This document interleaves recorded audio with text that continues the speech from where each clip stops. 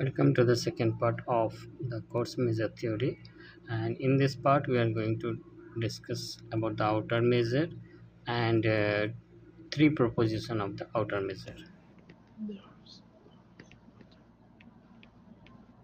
Outer measure of an interval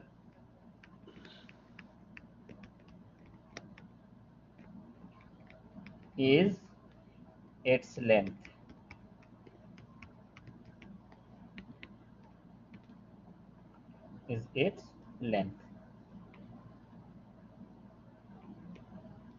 So if you have any interval, then its outer measure, for example, if you say m star interval say 3, 8. So this will be 5. Okay. So this is equal 5, which is the length of the interval 3, 8. Outer measure of any interval, if you choose, it's open or close or it goes to infinity. So if it is 1 to infinity, then it will be infinity. If it is open, that's -2 to 5. If it is open, then it will be 5 minus -2, which is equal 7. So this is the proposition.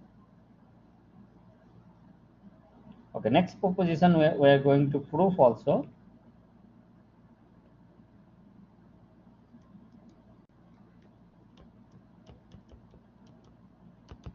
Proposition 2. This is outer measure is translation invariant. I will explain you what is this translation invariant. So outer measure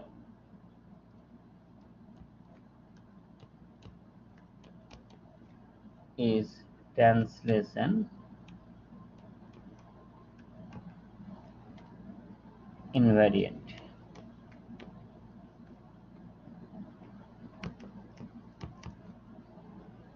That is, for any set A, so if you have any set A and a number y, so A is a set and y is a number, then you have m star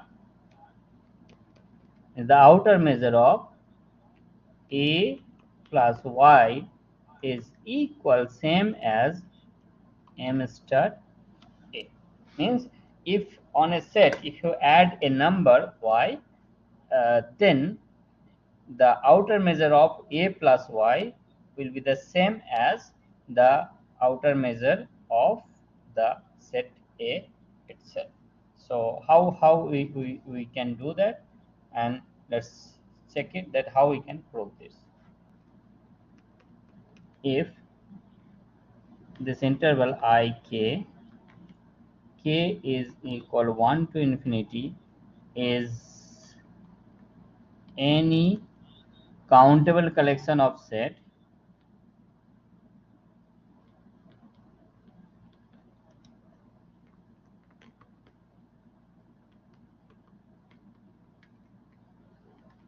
countable collection of sets, then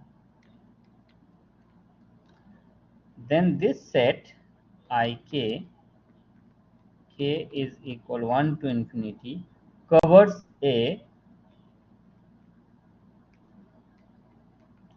if and only if ik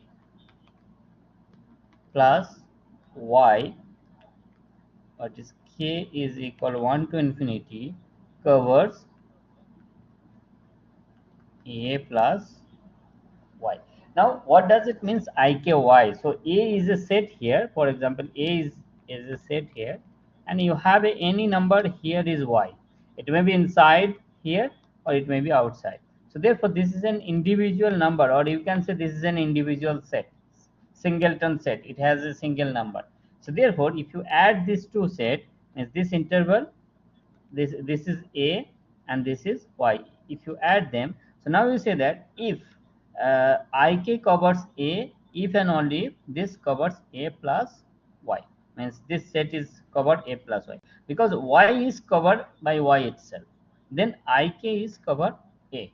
So that's the idea is here. So these are connected because a is y is independently working and separately. So therefore ik plus y will cover a plus y, and then ik will cover automatically a. Okay, now it says that second observation is that if each ik is an open interval, if each ik in this collection ik is an open interval,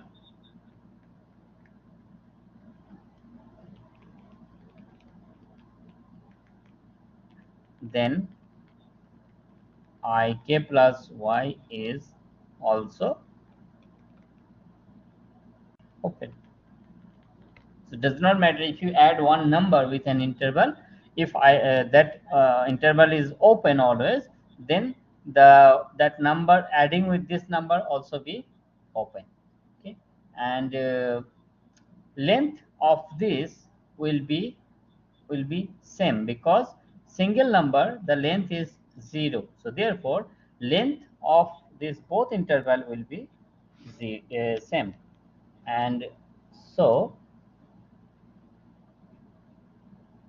and interval of the same length, open interval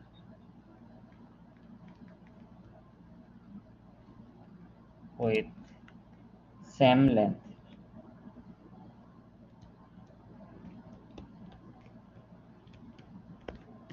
So that is length of ik is equal length of ik plus y. So if it is that, this implies, so if you add them, this implies sigma L of ik is equal sigma L of ik plus y. So what is this infimum? If you take the infimum now, so infimum of this lik is equal infimum of sigma L ik plus y. So here surely k is equal 1 to infinity, k is equal 1 to infinity.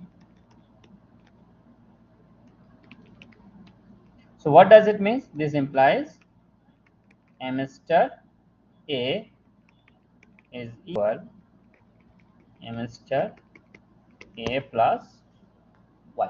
That's all.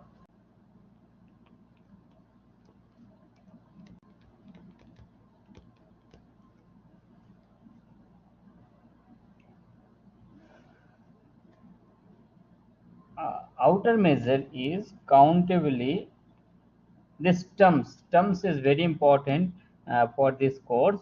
So you have to remember all the terms, that what does it means, what outer measure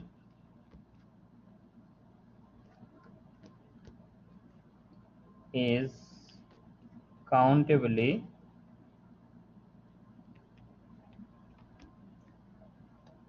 subadditive,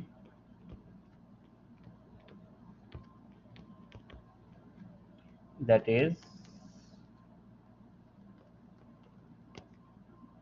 if ek k is equal 1 to infinity is any countable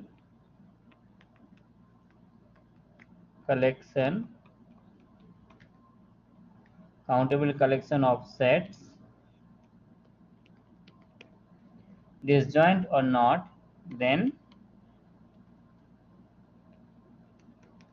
m star k is equal 1 to infinity ek is less than equal k is equal 1 to infinity m star ek.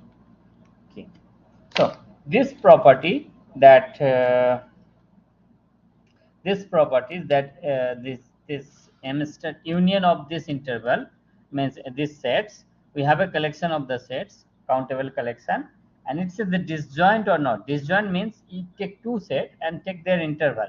If the interval is intersection, so if the intersection is empty, then we call that sets are disjoint. If it is not empty, if there is some common entries on that interval, then we say that this is not disjoint. For example, if you have a set A, set B, and set C, so let's it is A, it is B, it is C.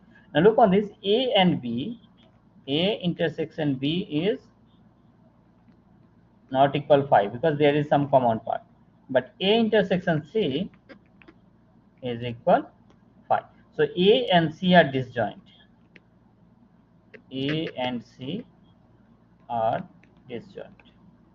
So if such cases happen, that if you have a countable collection of sets, then if you take the union and of those sets and take the outer measure, it will be always less than the, if you individually calculate the outer measure of that set, and then means their sum will be less than of that. For example, if you just take set finite number of set, so it will be like this: M star E1 union E2 will be less than equal M star E1 plus M star E2.